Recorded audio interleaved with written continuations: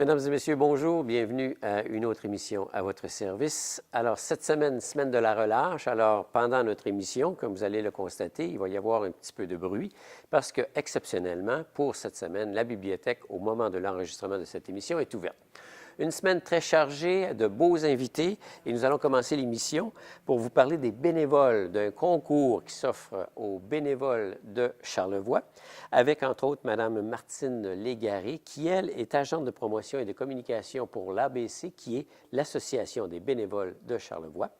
Nous allons également parler d'un nouveau programme qui s'appelle Cré Avenir, en compagnie de Mme Marie-Claude Pelletier, qui est directrice de Desjardins Entreprises, qui vient nous parler d'un beau programme pour des jeunes entre 18 et 35 ans qui ont la fibre entrepreneuriale.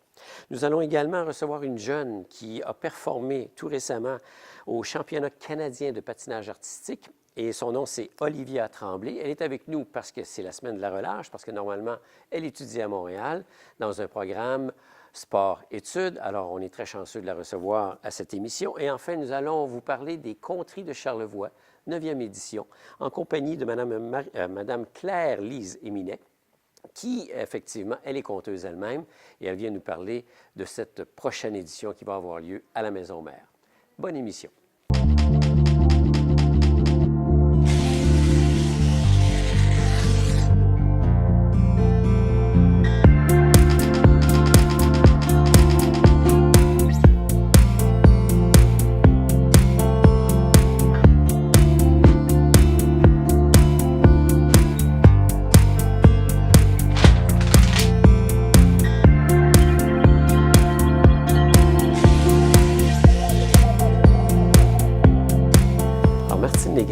Agente de promotion et de communication pour l'ABC, qui est l'Association des bénévoles Charlevoix.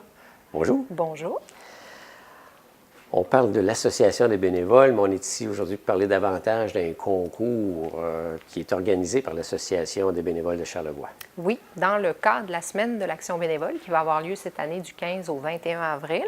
Ça fait plusieurs années, en fait, que l'ABC organise un concours dans le cadre de cette semaine-là parce qu'on aime promouvoir le bénévolat, mais en plus témoigner de la reconnaissance aux bénévoles qui s'impliquent beaucoup dans Charlevoix. Et le concours vise ça, en fait. Donc, c'est un concours qui s'appelle le Cœur à l'action. Le Cœur à l'action. Le Cœur à l'action. C'est un beau titre. C'est un beau titre pour des bénévoles. Et en fait, ça va se dérouler en 2 temps. Donc, présentement, on est en période de mise en candidature. Donc, les gens ont jusqu'au 18 mars pour nous soumettre la candidature de bénévoles qui sont inspirants, impliqués dans leur milieu, qui œuvrent ici dans Charlevoix. Qui les inscrit? Ça peut être des individus ou des organismes, peu importe. Puis, il n'y a pas de limite au nombre de personnes qu'on peut inscrire. La seule chose qu'on ne peut pas faire, c'est s'inscrire soi-même. Alors, il faut vraiment que ce soit quelqu'un d'autre qui inscrive notre candidature. OK. Puis la beauté de ce concours-là, c'est que ce que vous organisez, c'est pour les gens de Charlevoix. Absolument. C'est un concours qui est ouvert uniquement aux gens de Charlevoix. Et en fait, ce qui est le fun aussi, c'est que le prix qui est remis cette année, c'est 2 000 $. C'est une bourse qui est offerte par Desjardins d'une valeur de 2 000 $ qui n'est pas remis à l'individu en tant que tel, mais que le bénévole gagnant va pouvoir remettre à la cause de son choix. Alors, on présume que la personne va le donner là où elle est impliquée. On présume. C'est pourquoi on invite les organismes à proposer les candidatures de leurs propres bénévoles, parce qu'évidemment, plus une personne connaît un organisme, plus elle est impliquée, donc plus elle a envie de donner. Alors, c'est pas pour partir en voyage, c'est pas non, pour se payer des vacances. Non, c'est vraiment c'est un concours pour les gens de Charlevoix, mais pour redonner à Charlevoix. Ça fait plusieurs années déjà? Bien, ça fait plusieurs années qu'on change de formule de concours, mais oui, on organise depuis 3 ans maintenant un concours là, à toutes les semaines de l'action bénévole. OK. Donc, la première phase, jusqu'à date du 18, c'est ça? Oui, donc les gens nous proposent jusqu'au 18 mars des candidatures. Après ça, du 2 au 21 avril, dans un deuxième temps, on va voter. En fait, tout Charlevoix est invité à voter pour un des 3 finalistes qui vont se retrouver en lice pour le Grand Prix. Et donc, c'est tout simple, c'est pas compliqué. Dans les années passées, il y a eu combien de participants en soi potentiels? Bien, c'est sûr que Charlevoix est un petit milieu. Donc, souvent, c'est les mêmes bénévoles qui vont s'impliquer à différents endroits. Mais souvent, là, on reçoit là, plusieurs dizaines de candidatures, plusieurs dizaines de participations. Puis, ça fonctionne bien. Les concours, les gens aiment ça. Ah, c'est ça. Donc, La beauté, c'est pour Charlevoix. Puis donc, on vient, si on est bénévole, ou si quelqu'un nous inscrit en tant que bénévole, augmenter nos chances de pouvoir gagner puis d'avoir le montant de 2 000 C'est ça. Dans le fond, on va établir avec un comité de sélection 3 finalistes qui, on pense, sont de beaux exemples de bénévolat dans Charlevoix. Puis après ça, les gens de Charlevoix décideront à qui ils veulent remettre. C'est l'association qui fait déjà le tri par rapport à l'ensemble. On monte un petit comité de sélection avec des gens de l'association, des bénévoles, puis des gens d'autres organismes. Donc, on va être 5-6 sur le comité. Okay. Y a-t-il des critères? En fait, c'est sûr que la durée ou la force de l'implication compte. Évidemment, si vous êtes bénévole depuis de nombreuses années ou si vous en faites beaucoup, vos chances sont d'autant meilleures. Mais c'est aussi beaucoup sur l'impact que les gens, ces bénévoles-là, ont sur leur entourage, sur leurs collègues, sur la clientèle des organismes qui desservent ou encore sur le maintien des services, dans le fond, parce qu'il y a plusieurs organismes qui ne fonctionneraient pas sans l'apport des bénévoles. Oui. Et donc, si ces bénévoles-là sont très impliqués, bien, ça veut dire que l'organisme peut poursuivre sa mission, peut donner plus de services. Et ça, c'est important là, dans le choix des candidats. Quand on parle ça, c'est un concours qui est local, charlevoisien. Il y a aussi une certaine reconnaissance au niveau provincial. Est-ce que c'est vous qui faites le suivi de ces dossiers-là pour aller, je ne sais pas moi, au gouvernement et dire, écoutez, cette personne-là mériterait d'être soulignée en tant que bénévole? Non, bien ça, c'est dans d'autres dans d'autres contextes. Il y a le prix Hommage Bénévolat Québec à chaque année. Donc, les centres d'action bénévole comme nous vont aider à promouvoir puis à relayer des candidatures. Mais il y a des centres d'action bénévole dans toutes les régions du Québec qui sont regroupés dans le réseau d'action bénévole du Québec par la Fédération des centres d'action bénévole du Québec. Donc, c'est un consortium. C'est une grosse organisation pour promouvoir le bénévolat à l'échelle nationale. Et nous, on est un pion là, dans cette organisation-là. Pion, mais qui a toute son importance, parce que là, on joue dans une région spécifique. Quelle est l'importance du bénévolat dans Charlevoix? Quand je dis importance, là, il y a combien de monde qui s'implique là-dedans? On estime qu'il y a environ 30 de la population active de Charlevoix là, qui fait du bénévolat. C'est une population de 30 000 totale. On parle de la population active. Donc, on enlève les enfants, on enlève les personnes qui sont beaucoup plus vieilles. Donc, mais en même temps, on englobe tout là-dedans. On englobe les gens qui sont impliqués à la petite semaine de façon mensuelle, comme on englobe les gens qui vont de façon ponctuelle participer à une activité une fois par année ou siéger sur un CA. Il y a toutes sortes de formes de bénévolat et ça englobe tout ça. Oui, ça a plusieurs visages. Effectivement, les gens qui sont membres d'un CA, c'est du bénévolat. Absolument. C'est une expertise qui est extrêmement importante, d'ailleurs, parce qu'il y a plein d'organismes qui ne peuvent pas, avec 2, 3 employés, avoir toutes les connaissances que ça prend pour mener à bien certaines missions. Donc, ça prend des gens d'expertise qui vont donner leur temps pour conseiller ces organismes-là, puis faire évoluer la collectivité, puis aider à développer le milieu. C'est réellement une richesse. Totalement, vraiment. Parce que sans bénévoles aujourd'hui, vous l'avez mentionné tantôt, on en arracherait à certains endroits. Là. Oui, puis en même temps, le défi est grand parce que, évidemment, les gens qui s'impliquent le plus bénévolement, c'est la tranche des baby boomers, la génération plus âgée, mais là, qui commence à prendre de l'âge. Donc, c'est important, d'autant plus, de parler de bénévolat aujourd'hui puis de conscientiser la nouvelle génération à l'importance de donner pour sa collectivité parce que plus ils vieillissent, ces gens-là, plus c'est eux qui vont avoir besoin de services et donc plus les organismes vont avoir de la difficulté à recruter des bénévoles parce qu'il faut de la relève. Parlant de relève, comment on commence à sensibiliser les jeunes à ça? Bien, on montre l'exemple. C'est toujours la meilleure façon. On peut faire du bénévolat en famille. On peut s'impliquer bénévolement dans des organisations scolaires en tant que parent. On peut juste être un bel exemple pour les gens autour de nous. Juste ça, c'est déjà beaucoup. Puis les enfants, bien évidemment, ils ont tendance à faire ce qu'on leur apprend. Donc voilà. On peut prévoir ou anticiper qu'il va y avoir une relève? Bien, on l'espère. C'est sûr que les jeunes aujourd'hui parlent plus d'engagement communautaire que de bénévolat en tant que tel. C'est juste un autre terme pour dire la même chose. C'est ça, c'est un autre terme pour dire exactement la même chose. Par contre, au niveau du temps puis de la capacité à dégager du temps pour le faire, bien ça, c'est quelque chose qui doit se pratiquer tôt parce que, évidemment, le temps est une ressource flexible. Hein? Des fois, on a l'impression de ne pas avoir de temps, mais finalement, on passe combien d'heures par semaine devant l'ordinateur ou la télévision, puis c'est du temps qu'on ne met pas à développer la communauté. Allez jouer dehors, allez aider du monde. Voilà. Au Québec, il y a des statistiques aussi, parce que sur à peu près, on est quoi, 7 millions? 8 points quelques millions, je crois. Quelques millions. Toujours population active qui fait du bénévolat. Oui, on estime à 2,2 millions de Québécois qui font du bénévolat dans la province. Ça représente 270 millions d'heures de bénévolat. Imaginez si on prenait ce temps-là puis qu'on devait payer des employés pour le faire, mais c'est une masse, salariale énorme, si on veut. C'est pas tous les organismes qui ont les budgets ou qui peuvent en fait se permettre de payer des gens. J'ai fait un petit calcul mathématique. Je ne suis pas bon, mais je me suis servi de ma calculatrice. Ça représente pas loin d'à peu près d'un 120 heures par semaine, par année, par individu qui fait du bénévolat. Évidemment, il y en a qui en font beaucoup plus, il y en a qui en font beaucoup moins. Là, on englobe tout le monde, évidemment, encore là. Mais quand même, c'est loin d'être négligeable. Mais il reste que le Québec est la province qui fait le moins de bénévolat au Canada.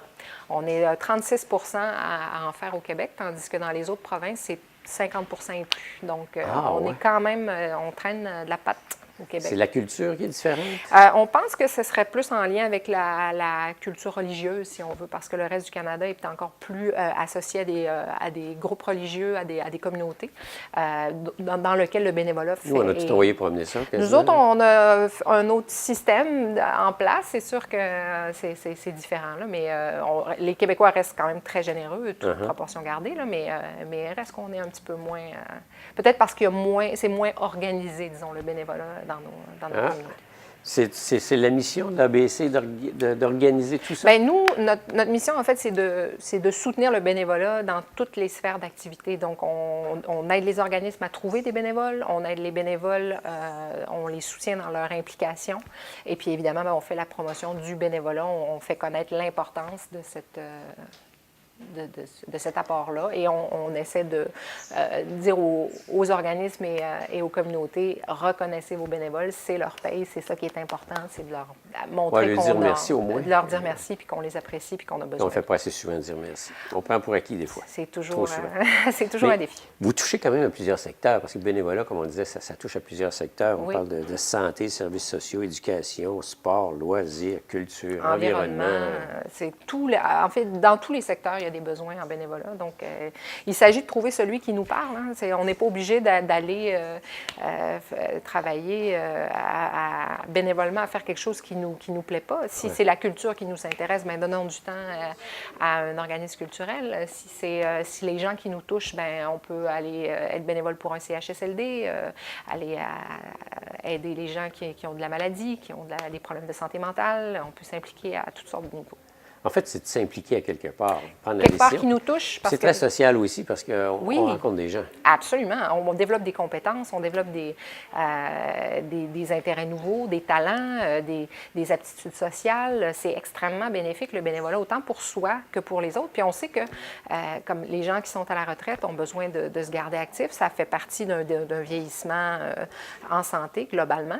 Et on sait que dans Charlevoix, il y a beaucoup de gens l'hiver qui font du chômage. Alors, c'est tout à fait possible d'être en démarche active pour trouver de l'emploi, mais en même temps, de trouver un petit 3-4 heures par semaine pour aller faire un peu de bénévolat, parce qu'on ne sait jamais les gens qu'on va rencontrer, les opportunités qui vont se présenter, parce qu'on reste en mouvement. C'est une question d'avoir un réseau. Un réseau, exactement. Ça solidifie le réseau, ça solidifie les liens sociaux, autant pour soi que pour le reste de la communauté. J'ai rencontré des gens qui venaient de l'extérieur de la région. Une façon de vouloir s'implanter rapidement dans la région, c'est par le bénévolat. Absolument, c'est la meilleure façon. Parce que là, tu as une sphère d'opération qui va avec, comme tu disais, ses goûts, ses particularités, puis à partir de là, on rencontre plein de gens. Tout à fait. Eh bien, c'est une bonne entrée en matière. C'est un bon début, absolument. Alors, juste pour se répéter, le concours, on peut s'inscrire jusqu'au 18 mars? Oui, jusqu'au 18 mars Tout ça se passe sur le site Internet? Oui, ça se passe sur... En fait, vous avez tous les détails du concours. L'adresse du site Internet, le site de l'Association bénévole de Charlevoix, c'est abcharlevoix.com/concours. Donc, c'est un petit formulaire tout simple pour soumettre une candidature. C'est vraiment pas long, ça prend 5 minutes, donc il ne faut pas prévoir un temps fou. Et vous avez toutes les informations, tous les règlements, vous saurez toutes les informations utiles là, sur le site de l'ABC. Puis à compter du 18 mars, toutes là, les... nous, on se réunit avec le comité de sélection, on choisit trois finalistes. Après ça, on vous présente les 3 finalistes, encore là, sur le site de l'association. Puis là, les gens vont pouvoir aller voter une fois, évidemment, par personne. Mais les gens vont pouvoir aller voter pour la personne qui va remporter le titre de bénévole charlevoisien de l'année. Et se mériter. Et se mériter le plaisir d'offrir à la cause de leur choix la bourse des jardins de 2000 $. Parce que on l'entend souvent, on a plus de plaisir à donner qu'à recevoir. Absolument. Donc, c'est de le mettre en pratique. Voilà, absolument. Merci, Négari. Merci beaucoup. Ça me fait plaisir. Merci à vous.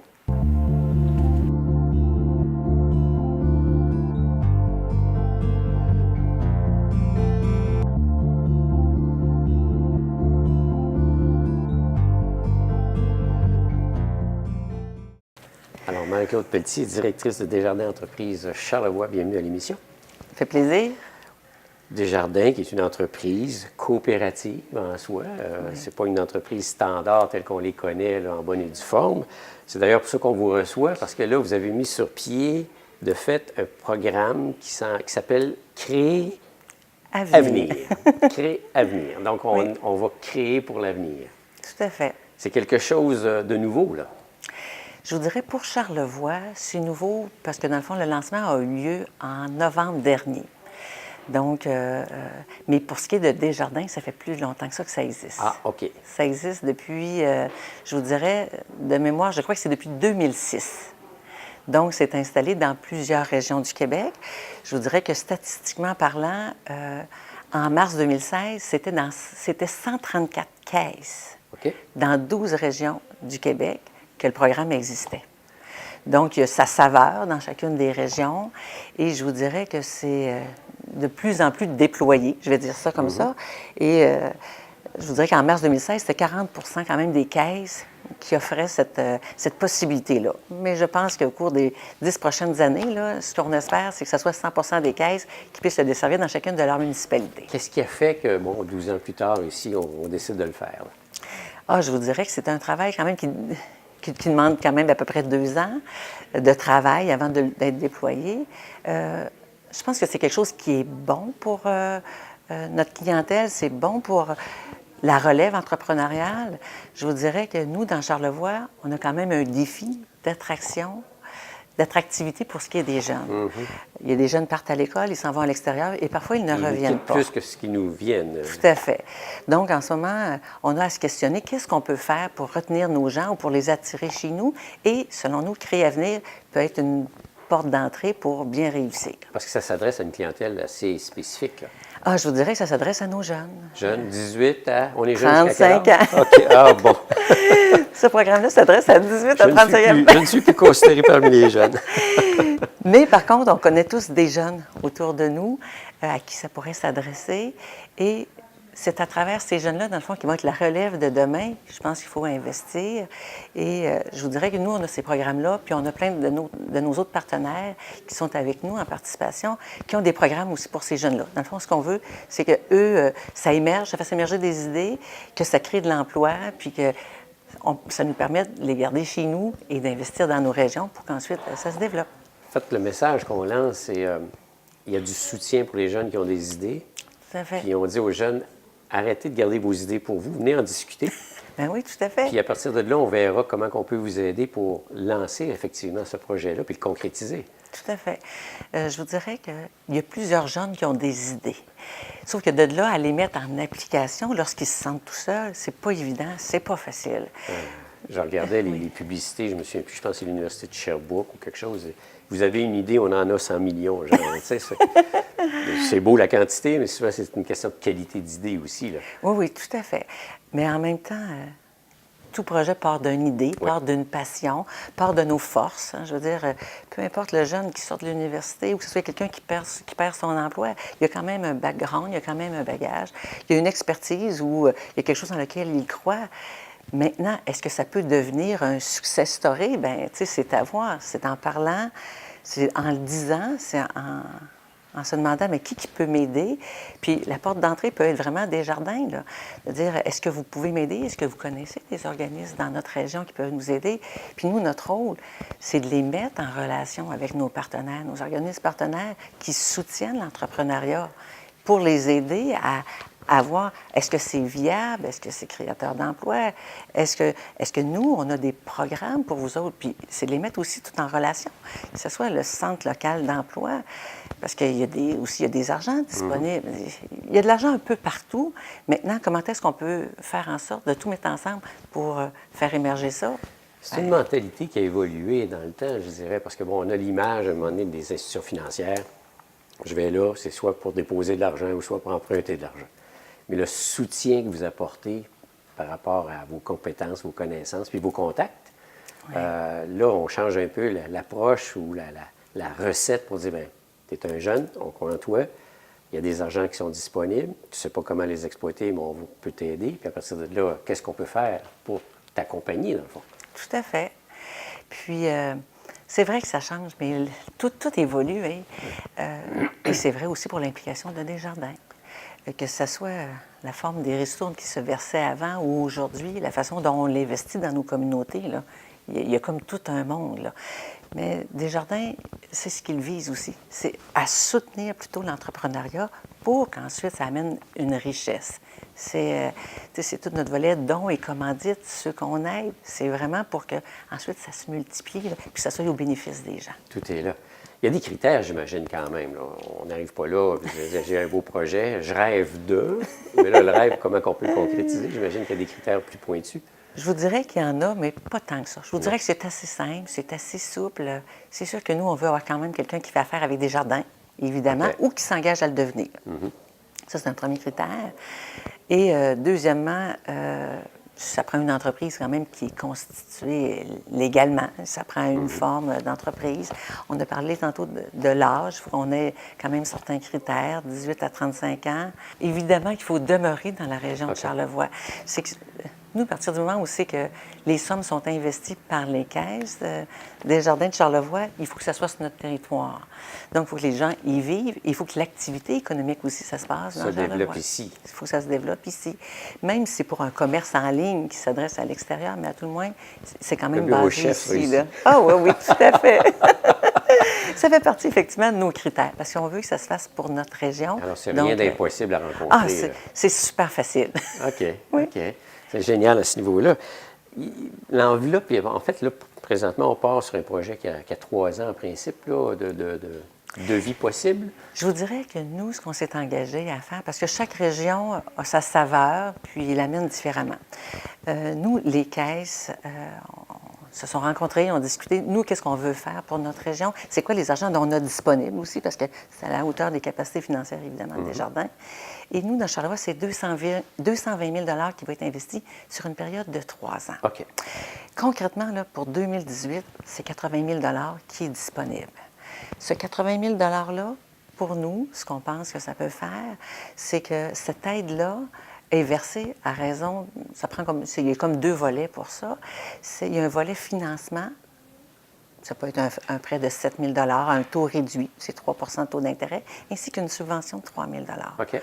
Et cette subvention-là peut servir à être déposée dans le fonds de roulement ou à payer certains frais de démarrage pour se constituer. Tantôt, je vous disais qu'il fallait être constitué, là, mais ça peut servir à ça.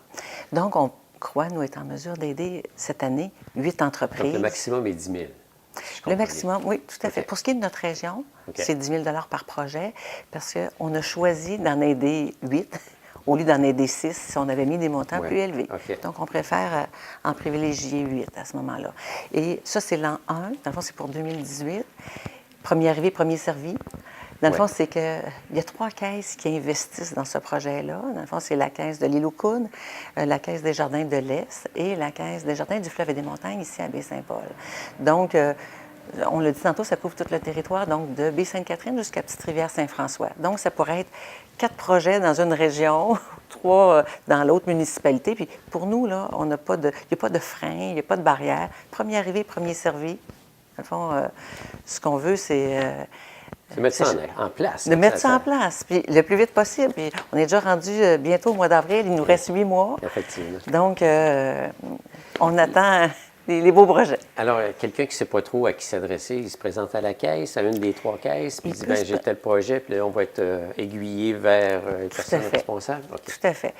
Si pour eux, c'est plus simple de s'adresser à Desjardins, mais Desjardins, justement, vont référer les entrepreneurs, nos futurs entrepreneurs, aux organismes de notre région. Pour ceux qui ne connaissent pas les organismes qui sont partenaires, c'est la SADC, Service d'aide au développement des collectivités. Il y a également SDLE, ici, dans la région de Saint-Paul, Service au développement local et entrepreneurial. Merci, moi je dis toujours SDLE. Et il y a Mission de développement Charlevoix également, avec la MRC de Charlevoix-Est. Donc, il y a ces 3 organismes-là qui sont les portes d'entrée pour accompagner ces entreprises-là. Je vous dirais que le succès de plusieurs personnes qui partent en affaires, c'est vraiment tout le support qui est offert par ces entreprises-là. Et c'est leur travail, eux autres, de les accompagner et de leur dire aussi, bien regardez, oui, il y a un projet de Créer Avenir jusqu'à 10 000 $, mais on a aussi d'autres enveloppes pour d'autres programmes qui sont existants. Et dans le fond, eux vont pouvoir les accompagner dans leur projet. C'est ça, on ne sera plus seul. Au contraire, on peut accélérer le processus parce qu'on a de l'aide, on est encadré. Tout à fait. Il y a des pas des courts-circuits, mais des raccourcis à aller chercher, là. Tout à fait. Puis en même temps, eux, ils ont quand même un bon bagage, puis ils savent où sont les argents. Donc, si parfois c'est du centre local d'emploi, qu'il y a des subventions, si c'est service d'aide aux jeunes entrepreneurs, il y a plusieurs enveloppes, puis il y en a plusieurs aussi qui s'adressent aux 18 à 35 ans, qui sont des fois méconnus. Donc, on voit ça dans notre temps, me semble, parce que je suis plus des jeunes, là. Je serais peut-être un entrepreneur. Oui, peut-être. Mais je vous dirais, aujourd'hui, on a la chance d'avoir ça. Ouais. Donc, je vous dirais, parlez-en. Si vous avez un projet, vous avez une idée, informez-vous. Je vous dirais aussi, j'allais aussi loin que dire desjardins.com. Pour ceux qui ne veulent pas avoir à se déplacer, desjardins.com, c'est un outil là, assez incroyable. Et ils en parlent, en fait, des partenaires, qu'est-ce qui doit être fait, comment est-ce qu'on peut être accompagné. Parce que oui, dans le fond, on aura besoin d'un plan d'affaires. Parce que le projet, ça nous prend quand même un projet qui est viable. Vous l'avez dit tantôt, est-ce que ça peut être n'importe quelle bonne idée? Non, ça prend quand même une certaine viabilité. Puis ça prend, il faut qu'on croie à un projet. Donc, à ce moment-là, il y a un plan d'affaires qui doit être fait. Donc, la personne peut le faire elle-même ou elle peut être appuyée, dans le fond, des organismes pour pouvoir être fait. Tantôt, dans le fond, je fais un petit rewind, vous m'avez parlé, est-ce qu'il y a des critères d'admissibilité? On disait 18 à 35, mais ça peut être aussi pour une entreprise qui est déjà en opération. Aussi. Une entreprise qui est en opération depuis moins de 3 ans OK. Et qui aurait un projet de développement. Parce que nous, l'objectif, évidemment, c'est un projet qui est créateur d'emplois. Donc, ce qu'on veut, c'est que la personne crée son propre emploi et, si possible, qu'elle en crée d'autres. Donc, ça pourrait déjà être une entreprise qui est existante puis qui voit, elle serait rendue à une autre phase, elle pourrait faire autre chose. Et à ce moment-là, si ça fait moins de 3 ans puis qu'elle cadre dans le 18 à 35 ans, bien, regardez, on est aussi là pour on développe vous, une nouvelle branche, un nouveau produit, un nouveau service, quelque chose de différent. Ou ça pourrait être quelqu'un qui était dans un local, qui là maintenant aimerait plutôt acquérir une bâtisse ou, dans le fond, c'est un moyen, une expansion. Donc, c'est vraiment, c'est ouvert aussi à faire autre chose, à faire un autre step. Là, est-ce qu'il y a des projets sur la table présentement? Ou... Je vous dirais malheureusement non. OK. Il n'y en a pas, mais on va y travailler, par exemple. Là, on va y travailler. Je vous dirais que, je vous l'ai mentionné tantôt, ça a été lancé au mois de novembre. Donc, ensuite, c'était la période des fêtes. Ensuite, début de l'année, ça s'amorce. L'hiver, on cogite. Le monde devrait c'est ça. Projet, là. Puis, mais par contre, dès le mois d'avril, on va se mettre en action, je vous dirais, moi et les partenaires, les organismes partenaires, pour savoir, ils sont où nos jeunes? À qui est-ce qu'on devrait aller en parler? Est-ce qu'on devrait aller au cégep? Est-ce qu'on devrait le faire par les médias sociaux? Est-ce que... Je pense que... Et cette action-là n'a pas été faite. Okay. Donc, je vous dirais que... Et étant donné qu'on veut que ces projets-là prennent forme, on veut donner cet argent-là, puis on veut que ça fasse des petits. Hein, donc, on a tout intérêt, nous autres, à en faire la promotion. Et je vous dirais que toutes nos employés, nos dirigeants vont être aussi sensibilisés à parlez-en, c'est le premier facteur de succès. Je vous regarde, puis je vous écoute, vous avez l'air d'une passionnée, puis il y a beaucoup de dynamisme.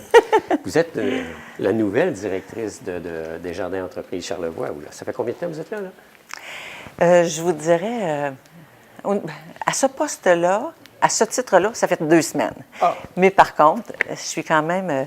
ça fait quand même tout près de 32 ans que je travaille chez Desjardins. OK. À différents postes, évidemment. Au niveau du service aux entreprises, je veux dire comme ça, parce que là, maintenant, c'est ce poste-là que je représente. Je travaille depuis 1996 OK. au niveau des entreprises. Donc, ça fait quand même 22 ans à différents postes, que ce soit comme directrice de compte, comme coordonnatrice, des postes de On a fait ses gestionnaire classes, et comme tout on ça. dit. J'ai fait ensuite un petit stage à la Caisse du Fleuve et des Montagnes comme gestionnaire toujours. Et j'ai eu le bonheur de revenir au niveau du service aux entreprises depuis janvier 2017, suite au départ de Stéphane Saint-Martin. Donc, je voudrais que je suis revenue dans mes anciennes amours. Mon cœur est vraiment au niveau de Desjardins et au niveau des entreprises. Donc, pour moi, c'est un bonheur à chaque On matin. brasse des affaires. On brasse des affaires. Puis, avec nos jeunes, je pense que c'est et ce n'est pas quelque chose que Desjardins, au niveau des entreprises, on faisait. Parce que souvent de fois, au niveau des entreprises, étant donné qu'on disait tantôt, il y a des garanties, ça prend des gens qui ont des valeurs. Donc, souvent de fois, ça s'adresse plus à des gens qui sont déjà mieux nantis ou qui sont déjà en business depuis quelques années. Avec Réavenir, on va toucher une autre clientèle. On crée de de l'avenir. Une nouvelle richesse. On crée une nouvelle richesse. Puis, donc, pour moi, je vous dirais que c'est un beau défi que mes caisses embarquent là-dedans ça et investissent dans nos jeunes. Il y a peut-être des jeunes qui sont à l'écoute ou des parents de jeunes qui sont à l'écoute puis qui se disent « Oui, c'est beau, mais Charlevoix, c'est une région dite touristique. On est proche de Québec, mais en même temps, on est éloigné de Québec. Est-ce que c'est une bonne place pour faire des affaires? » Tout à fait. Oui. Je voudrais faire des affaires, on peut en faire à peu près partout. Ça dépend de qu'est-ce qu'on vise. Si notre marché, c'est une clientèle qui est en ligne, on peut être situé n'importe où, puis c'est pas grave. À condition d'avoir Internet haute vitesse. À condition d'avoir... Et ça va être chose réglée sur tout notre territoire. Grâce au G7. Grâce au G7. Puis je vous dirais que ça va quand même amener de l'eau au moulin. Hein? Je pense que ça va amener un dynamisme. Là. Ce beau projet-là, dans le fond, qu'on dit du G7. Charlevoix, de toute façon, on n'est pas en région si éloignée que ça. Non. On a quand même des gens qui viennent nous voir. On peut, nous, aller rejoindre les gens de différentes façons. Donc, pour faire des affaires, là, ça peut être dans notre propre milieu. Hein? Ça peut être... je pense que les gens peuvent très bien gagner leur vie. Plusieurs entrepreneurs sont partis de pas grand-chose. Puis, je vous dirais, moi, j'assiste quand même à certaines conférences. La semaine dernière, c'était les pros à l'apéro. Dans le fond, c'est Roch Bouliane qui était l'invité. Solugaz. De Solugaz, effectivement. Lui, dans le fond, il était jeune, il avait 15 ans. Puis il s'est dit, moi, je vais être entrepreneur, je veux mener une business. Il y avait puis... la fibre Ah entrepreneuriale. oui, il y avait ça. Il y avait, dans le fond de lui, là, il était convaincu de ça. Donc, il ne savait pas dans quoi, mais il dit, c'est de se trouver une bonne idée, quelque chose qui nous allume, quelque chose qui est dans notre ADN, quelque chose pour lequel on a un certain talent, puis d'être capable de se démarquer de ce qui se fait en ce moment. Puis l'idée peut être lancée, là. Pour être entrepreneur, ça prend quoi? Une passion? Ah oui, ça Autre prend une l'idée? passion.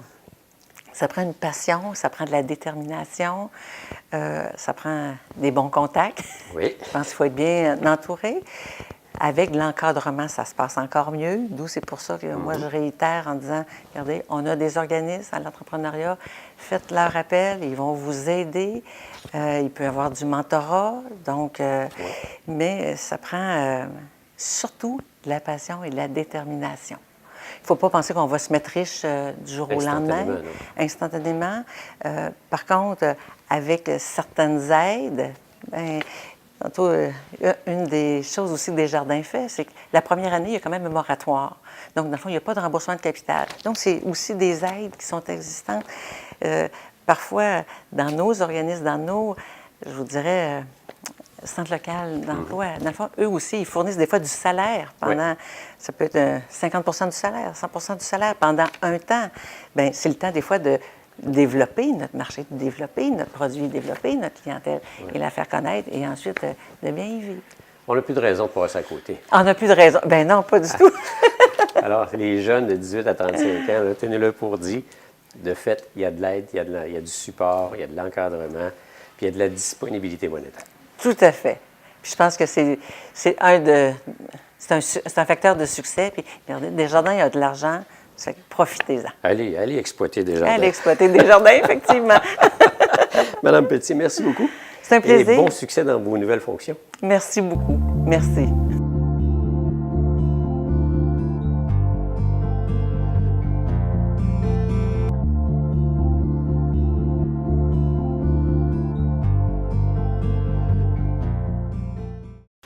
Alors, Olivia Tremblay, jeune patineuse artistique, bonjour. Allô? On a le plaisir de te recevoir parce que ça fait pas tellement longtemps. Tu es allé participer au premier championnat canadien. En fait, c'était tes premiers championnats canadiens à Vancouver, en tant que patineuse de patin artistique, bien sûr, mais pas individuelle, c'est en couple, ça. Oui. Wow! Belle expérience. Oui, c'était vraiment une belle expérience. Là. Je pense que toute jeune patineuse rêve d'aller là. C'était mon rêve avant. Puis là, d'être là-bas, là, surtout, là, je parle quand j'étais à Vancouver, là, c'était juste... c'était comme je vivais mon rêve là, quand j'étais là-bas. Là, c'était... Ouais. Est-ce que tout le monde avait le même âge? Étais-tu dans une catégorie d'âge, tout ça? Ben, les championnats canadiens, on appelle ça, c'est les novices, les juniors puis les seniors. OK. Puis toi, Fait tu es moi, je suis novice. novice. OK. Ouais. Donc, c'est ça, c'est comme la première catégorie que tu peux aller au championnat canadien. Puis, c'est entre, je dirais, il y en a des très jeunes qui y vont, mais je dirais que c'est peut-être 13 à Tessa Virtue puis Scott Moore, ils étaient là au Canadien. Fait que Ah ça, ouais? c'est des seniors, là. OK. Ça, c'est les grands, là. Les grands. Ouais. Alors, tu as Fait pu que les côtoyer. oui, ben ils étaient là. Moi, j'étais là au début de la semaine, parce que c'est une compétition qui dure toute la semaine. Moi, j'étais au début parce que j'étais les plus jeunes, donc les novices. Fait que eux sont comme arrivés un peu plus tard dans la semaine, puis qu'ils patinaient à la fin. Mais oui, des fois, là, on rencontrait des grands comme ça à l'hôtel, puis c'était comme... Parce qu'ils font partie de l'équipe du Québec, eux aussi. OK. Fait que c'est pour ça. Puis l'équipe du Québec, on est à l'hôtel tout le monde ensemble. Là. On est dans le même hôtel. Fait que c'est pour ça que des fois, Est-ce qu'ils sont un petit peu vedettes ou bien non, ils sont très faciles d'accès? moi, je trouve qu'ils sont vraiment faciles d'accès. Là. Juste Tessa Scott, il y a une fois avant les championnats canadiens, comme mon sport-études, on est allé au stade olympique à Vancouver. Pas à Vancouver, à Montréal, je veux dire, au stade olympique à Montréal. Puis c'est là où Tessa s'entraîne. Charles Hamelin aussi s'entraîne là en patinage de vitesse. Là. Puis on est allé là, puis on a pu leur parler là, juste avant ça. Là, puis je trouve qu'ils sont vraiment là. C'est facile de leur parler. Là. Le fait que tu as des exemples concrets de patineurs qui viennent du coin, qui performent autant mondialement et internationalement, je veux dire, c'est une motivation, c'est une inspiration. Oui, vraiment. Et surtout là, avec les Jeux olympiques cette année, là, j'ai suivi ça pas mal. Oui. Puis, ouais, c'est vraiment là, c'est vraiment comme, c'est un bon exemple aussi à suivre, là.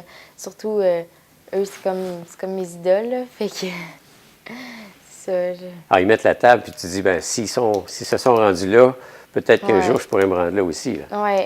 Hein? Surtout que là, vu que je fais de la danse maintenant, là, il y a comme quelques de mes amis, ils m'envoient des messages. J'ai regardé les jeux, ils étaient comme « Ah, là, quand tu vas être là, tu vas pas faire telle affaire. » J'étais comme « tu sais, ils pensent que ça peut être moi, là. Fait que c'est comme une autre motivation en plus de ça. Ben, il faut se projeter.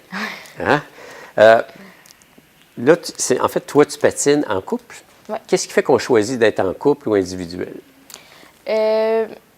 Mais je dirais mais c'est complètement différent parce que, tu sais, patiner en couple, il faut que tu t'occupes de quelqu'un d'autre aussi. Mais, tu sais, le stress, en même temps, il faut que tu vives ça à deux, puis c'est pas pareil. Mais c'est comme un autre domaine. Là. Je sais pas comment l'expliquer, mais moi, c'est plus arrivé comme ils m'ont demandé pour faire de la danse. Puis là, ça serait le fun, puis je voulais essayer. Puis Ça là, a commencé à quel âge? de faire la danse en couple, j'ai commencé cet été, au mois de juin. OK. Mais sinon, j'en avais jamais fait. Oh, wow! Ouais. Alors, en si peu de temps, tu as Ouais. atteint tel niveau, là. Ouais. Donc, il y a quand même une bonne base, il y a un talent, là. Ouais. Il y a une passion aussi. Ouais, Mais vraiment. tu as embarqué sur des patins très jeunes? Oui, ben j'ai appris à patiner à Baie-Saint-Paul, là, tu sais, avec un casque, là, puis j'ai peut-être... Pas des patins de 3, gars, 4 des patins ans. de filles. Quand j'ai joué 1 an au hockey. En plus. OK. Oui. Il faut le faire, il faut le faire. Là, tu es dans un sport-études à Montréal. C'est quoi, dans le fond, un sport-études? Là? Tu pratiques ton sport préféré parce que tu l'as choisi, puis en plus, tu es suivi par rapport aux études. Comment ça fonctionne? Oui, bien, en sport-études, je commence l'école à 8 h le matin, bien 7 h 50 en fait. Tandis que le régulier commence à 9h20. OK. Mais moi, c'est parce que j'ai l'école le matin, puis l'après-midi, je pars toute l'après-midi à l'aréna. Tout l'après-midi. Oui, 5 jours par semaine. oui. Ça fait Fait que- combien d'heures de pratique par semaine, ça? Pas loin de 25 parce que c'est 5 heures par jour. Fait OK. que, ouais. Les samedis, dimanches, congé? Ouais, quand j'ai eu, ça dépend des fois. Là. Des fois, je donne des cours ici à Baie-Saint-Paul, là, vu que je redescends. Ou des Oh, fois, tu ça me voyages tente régulièrement Oui, je Montréal? redescends chaque semaine. À tous les week-ends? Oui, chaque fin de semaine. Bon, tu t'ennuies ou bien non? Tu as le plaisir de t'en venir, puis Non, Montréal, j'aime ça. Montréal? Non, j'aime vraiment revenir ici. Là. Ouais. Tu sais, je suis quand même... toutes mes amies d'enfance sont toutes ici, puis ma famille aussi, fait que j'aime vraiment ça Est-ce que le redescendre. sacrifice de partir d'ici et s'en aller à Montréal a été difficile? Pas vraiment, parce Non? que je suis partie en 4e année à Québec. J'étais allée en sport-études à Québec en 4e année. Puis on dirait que dans ma tête, c'était juste ça, c'est pas grave. Genre, c'est comme... Moi, je suis allée là, quand je suis rentrée à Québec en 4e année, ma mère elle m'a dit « T'es sûre, tu sais, t'as pas d'amis à Québec encore? » Puis là, j'ai dit « C'est comme en maternelle, t'as pas d'amis en maternelle. » Fait que je suis plus allée comme ça. Tu as une capacité de t'adapter, là, d'après ouais, ce que je peux voir. Oui, je pense que oui, là, parce que ça n'a pas été un gros problème, là, je dirais. C'est bon, ça. Alors, Ouais. tu patines en couple, puis là, tu es à la recherche d'un nouveau coéquipier. Comment qu'on choisit un coéquipier? C'est-tu les coachs qui nous disent, ben lui, telle personne, je te verrai avec toi, ou bien non, ça prend quand même des atomes crochus. Quand on regarde ce que le couple a réalisé aux Jeux olympiques, il avait l'air Oui. en chimie ensemble, là, tu Oui. sais. Bien, pour choisir un partenaire, il y a quand même plusieurs façons, là.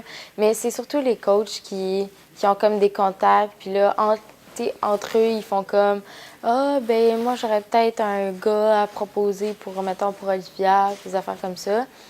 Ou il y a des sites aussi qu'on a, c'est comme c'est pour se trouver un partenaire, puis là, on regarde, on envoie des messages, puis tout ça.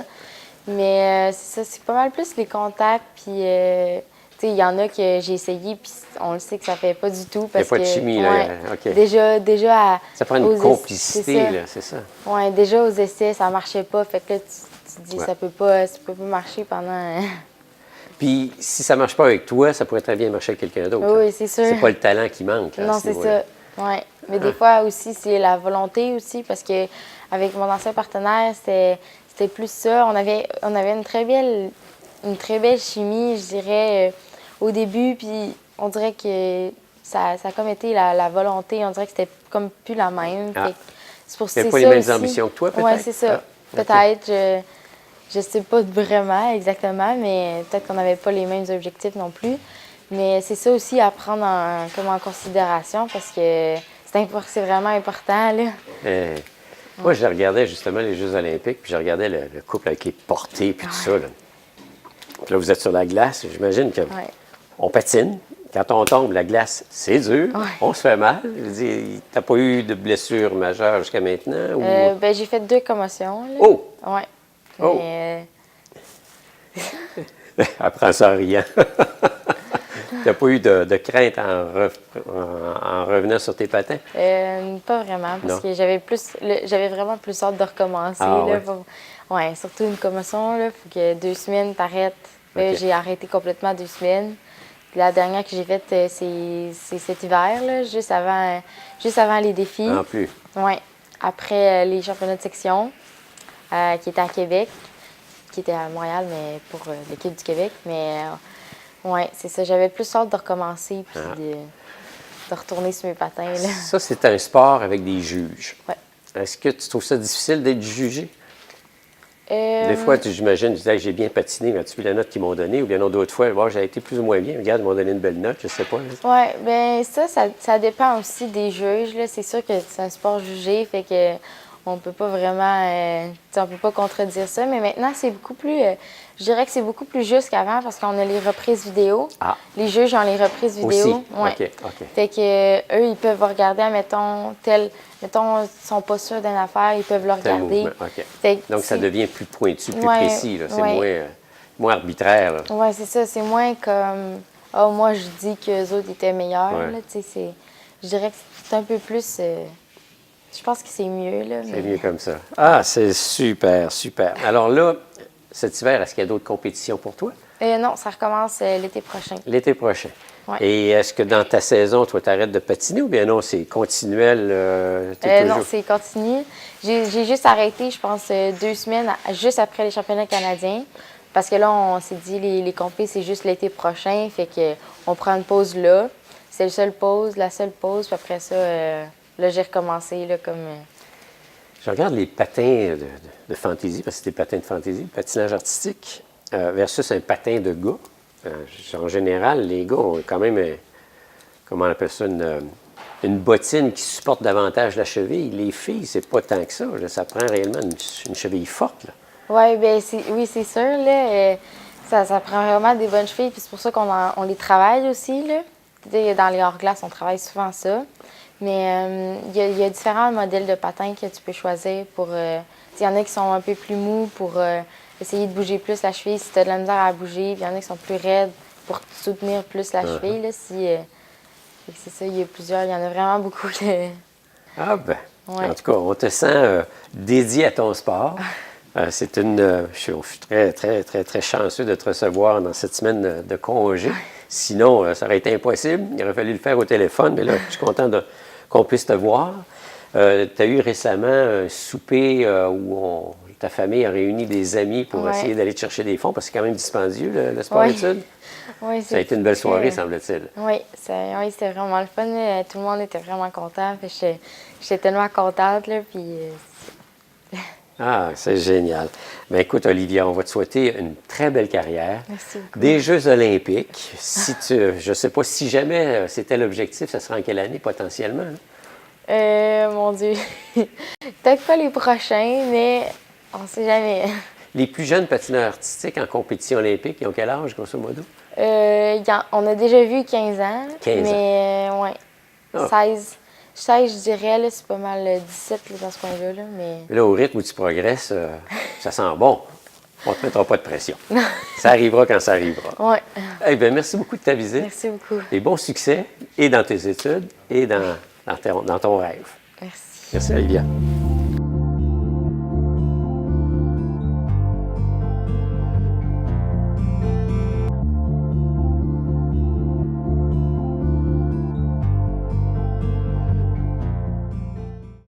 Claire-Lise Éminet, conteuse, bonjour, bienvenue à l'émission. Bonjour. On vous reçoit en tant que conteuse aujourd'hui parce qu'on vous a reçu dans d'autres émissions pour venir en aide en termes de mouvement à l'église de Saint-Placide. Dans les fêtes aujourd'hui, on parle de Conterie de Charlevoix, qui s'en vient très bientôt, là. C'est le 18 mars. C'est le tout dimanche bientôt, tout bientôt, mars. c'est ça. Alors, on en est quoi, à la 9e édition? Exactement. Mais Déjà. ça a bougé entre-temps. Oui. Côté évolution, parlez-nous un Oui, petit peu. ça a évolué beaucoup parce que c'est le groupe qui est en charge, c'est à peu près toujours le même. Et moi, j'y suis à peu près pratiquement depuis la première année. Et ça a toujours plusieurs volets. Et là, cette année, on est arrivé à avoir 2 volets. Un volet de conte pour enfants le matin et le dimanche du conte, c'est-à-dire la balade contée l'après-midi. Ça, c'est une évolution qui date de l'année dernière. La balade comptée. Voilà. C'est joli comme nom. Oui, Hein? c'est très joli. C'est souvent, à l'extérieur. Évidemment, au mois de mars, on ne pourrait pas le faire. Mais oui, c'est agréable de faire ça. C'est agréable en tant que conteur et c'est agréable en tant que spectateur. Parce que l'an dernier, c'est ça. Habituellement, ça avait lieu au Carrefour culturel Paul Médéric. Oui. L'an dernier, ça a déménagé à la Maison Mère, qui était à ce moment-là, oui, la Maison Mère, je crois, mais qui ne s'appelait pas comme telle. C'était encore la résidence des Petites Franciscaines de Marie. Mais la particularité, c'est que, je pense que vous avez 4 invités cette année, dont vous en faites partie. 4 conteurs. 4 conteurs, et qui, en simultané, font leur C'est compte. ça. Ouais. Mais là, on a la possibilité, en tant que public, je crois, De tourner. De tourner. Oui. On va les visiter, quoi. C'est ça, comme l'année dernière. L'année dernière, on s'était installé dans 4 places de la maison mère. À ce moment-là, c'était encore le couvent. Oui. Donc, il y avait encore cette ambiance religieuse. Et on avait demandé à tous les conteurs de compter quelque chose qui était en rapport avec la salle dans laquelle il était. Donc, évidemment, ça imposait quelque chose, une petite contrainte, mais les gens étaient très contents. Les conteurs étaient contents, puis les gens ont tout de suite compris que, par exemple, la jeune femme qui était dans l'endroit où on lave le linge, elle avait raconté un conte de l'eau. Et cette année, comme maintenant le bâtiment est consacré à nous, la population de Baie-Saint-Paul, on va reprendre l'idée de la balade, mais on a choisi 4 nouveaux lieux, 4 autres lieux qui sont représentatifs Alors, de la nouvelle destination. Si on a assisté l'an dernier, on ne visitera pas les mêmes lieux. Là. Pas du tout. Alors, on C'est va complètement découvrir nouveau. encore. Oui, on va découvrir encore. Et puis du fait que ces salles sont attribuées à un autre rôle, ben, ce sera une découverte pour nous aussi.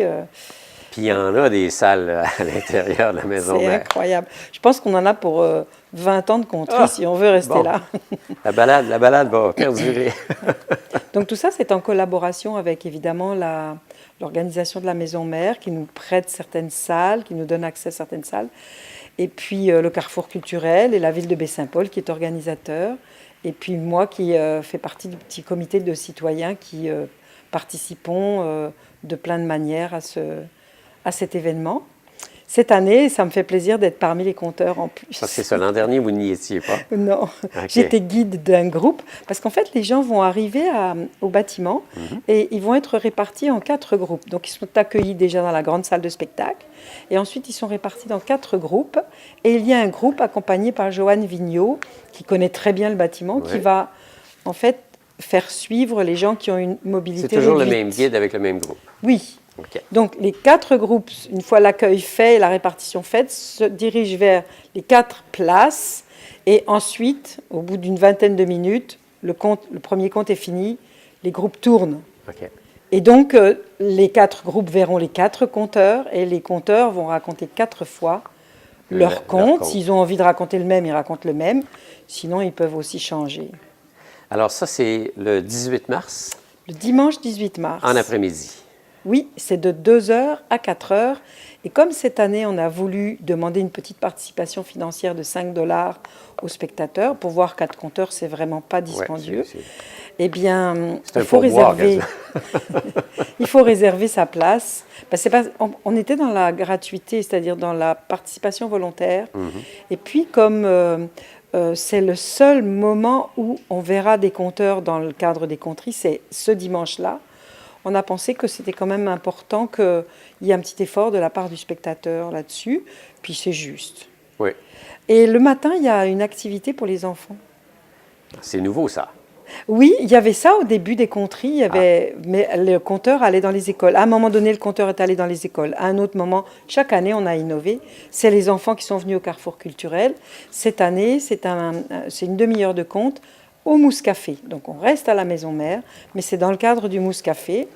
C'est à 11h le matin. Et c'est à 11h le matin, puis c'est ouvert à tous. Bon. C'est-à-dire que s'il y a une grand-mère qui n'a pas ses petits-enfants cette fin de semaine-là, mais qui a envie d'entendre les contes, elle peut venir, bien C'est sûr. joindre l'utile à l'agréable. On est en compagnie de Ben ses oui. petits-enfants, Ben puis oui. on se fait raconter une histoire. Bien sûr, c'est pour les familles, les enfants et leurs familles. OK. Est-ce qu'on peut dire qui vont être les compteurs invités? Ah, j'ai envie de vous en parler parce que ce sont des amis OK. que je connais bien. Ces conteurs sont des participants au Cercle des conteurs de Québec. Tous les conteurs qui se veulent ou professionnels ou semi-professionnels font forcément partie de cercles, de regroupements de conteurs, parce que ça nous permet d'avoir des formations régulières, puis de se confronter un peu à un public bienfaisant et bienveillant qui est nos pairs, collègues, ouais. nos collègues. Et donc ces 4-là, nous faisons partie du Cercle des conteurs de Québec. Moi, je suis la seule personne qui est à Baie-Saint-Paul, mais les 3 autres sont à Québec. Donc il y a une autre jeune femme qui est Yolène. Yolène, c'est une personne qui est amoureuse des mots et qui est une personne qui joue beaucoup sur les sens. Elle est très sensuelle. Elle a d'ailleurs dans son répertoire des contes, comme elle dit, des contes coquins. Ce ne sera pas ce qu'elle comptera ce jour-là, mais on sait qu'elle a... Et puis elle a des contes aussi de boostify, comme elle dit. C'est-à-dire qu'on mange en même temps qu'elle raconte des histoires, et l'histoire est liée au mets qu'on a servi. Ça, c'est intéressant de savoir que Yolène, elle a comme ça ce goût des mots et le plaisir des sens. OK. Ça, c'est donc Yolène. Elle est aussi formatrice. Donc, c'est quelqu'un qui est assez solide au niveau des contes. Après, il y a un personnage qu'on n'a pas souvent vu ici, je crois qu'il n'est jamais venu, c'est Christian Lalonde, Christian Lalonde, lui, il a toujours un costume parce qu'il raconte des légendes, des histoires qui sont attribuées à la Nouvelle-France, qui se sont passées à la Nouvelle-France. Évidemment, il les transforme de telle sorte que ça devient un peu extraordinaire, fantastique. Et c'est ça qui va nous raconter une histoire un peu fantastique liée à la Nouvelle-France. Il a d'ailleurs un costume. OK. Et puis, il y a Martin Savoie. Martin Savoie est beauceron. Dès les premiers mots qu'il prononce, on le sait. Il y a un accent. Parce qu'il a un accent, puis parce qu'il le dit. OK. Il adore la Beauce et depuis tout petit, il fait du théâtre en Beauce. Donc, il est danseur. Il s'est déjà produit à Baie-Saint-Paul. Il y a bien des gens qui le connaissent. Donc, il est danseur traditionnel, les danses folkloriques de la Beauce, et chanteur aussi. Et maintenant, il est aussi conteur depuis quelques années. Il utilise les contes, donc c'est des contes de la Beauce. Il dit qu'il est... Il y a de l'histoire, là. Il y a beaucoup de choses qui s'est passées c'est surtout tellement anecdotique. Il reprend des histoires des familles. Lui, il se dit une personne ordinaire qui va raconter la vie de gens extraordinaires. Et en fait, il parle de ces... C'est un petit peu comme Fred Pellerin quand il raconte l'histoire des habitants de son village. Ben, lui, c'est Sainte-Marie de Beauce qui est sa base. Et c'est lui qui va compter devant les enfants le matin. OK. Donc c'est une personnalité truculente, vraiment, qui bouge, qui chante, qui danse, qui tape des pieds. Il donne un spectacle. Il donne un spectacle. Et il est conférencier en même temps et il utilise les contes qu'il a collectés et trouvés, les contes de son répertoire, pour, dans ses conférences, amener les gens, c'est souvent vis-à-vis de personnel d'entreprise, à réfléchir sur leurs attitudes, sur la manière de se comporter. C'est très, très intéressant. Moi, je suis en train de lui en piquer quelques-uns. Bon. Avec son assentiment. Bon, c'est super. Puis vous en faites partie, vous Et aussi. donc, moi, je fais partie des conteurs. Moi, si vous voulez, je suis conteuse. Comme j'ai beaucoup voyagé, je ramène des pays où j'ai habité ou bien que j'ai visité lourdement. Je ramène des contes que je vais évidemment retravailler à ma manière pour les présenter suivant les endroits où je suis et suivant le public que j'ai. Comme je suis d'origine française, je vais vous conter un conte du sud-ouest de la France et je reprendrai mon accent. Je reprendrai mon accent. Ça fait marseillais pas mal, ça. Ah, c'est le sud, c'est le sud. OK. Mais là aussi, je me situerais dans la période de la colonie canadienne. Et il y a une incidence sur les gens en France, au moment où tous ces Jacques Cartier, Champlain et compagnie sont partis, les gens en France vivaient ça aussi. Ils avaient la possibilité de partir, parce que ça se disait qu'il y avait ces voyages, cette découverte, cette aventure. Et donc, dans mon conte, voilà, ça existe. Alors, il y en a pour tous les goûts, d'après ce que je peux voir. Oui, vraiment. Les emplacements, vous les gardez secrets, les gens vont non, les je découvrir peux sur dire, place. bah oui, c'est sûr qu'il y a 4 salles. Les salles sont déjà plus ou moins attribuées en fonction du conte. Et il y a une salle, moi, ma salle, je peux la dire, c'est une salle avec une cheminée. Donc, c'est une grande salle commune que les religieuses utilisaient pour la communauté, justement, se retrouver ensemble. Et il y a une grande cheminée avec des briques. Donc, ça fait une ambiance bien chaleureuse. Effectivement. Oui. Il y a la salle de la Procure. Ça, je pense qu'il y a beaucoup de gens qui vont être contents de la découvrir parce que la Procure, c'est une salle de travail. Donc, d'habitude, ce n'est pas tellement une salle dans laquelle on va s'amuser. C'est pour travailler, pour échanger avec des collègues, pour faire du réseautage. Et là, ce sera pour le plaisir d'entendre quelqu'un raconter des histoires. Super. Alors, ça promet. Je pense que oui, ce sera une belle édition. Une belle édition, exactement. Alors, c'est le 18 mars. Le 18 pour le mars. paiement, c'est sur place, j'imagine? Oui, mais surtout, il faut absolument appeler au Carrefour culturel avant. Okay. Alors, le numéro de téléphone, je ne le sais pas par cœur. Mais on va l'indiquer. Voilà. Et puis, il faut réserver parce que c'est sûr qu'on ne va pas pouvoir prendre des groupes de 100 personnes, là. À un moment donné, au-delà de 30, ça devient un peu lourd et compliqué. On va préparer des salles avec des chaises autour du compteur.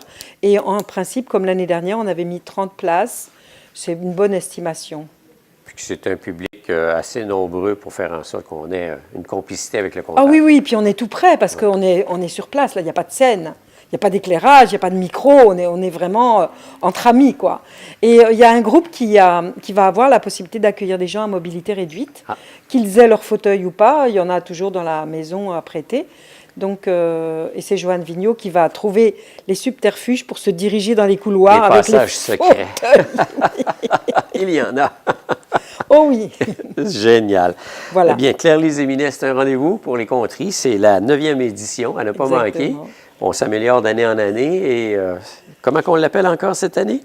Les conteries de Charlevoix? Oui, le thème... Ah, c'est la balade contée de la balade l'après-midi, contée, dimanche, voilà. le dimanche du conte. Et le matin, c'est le conte pour les enfants. Génial. Bien, bon succès. Merci et bienvenue à tous.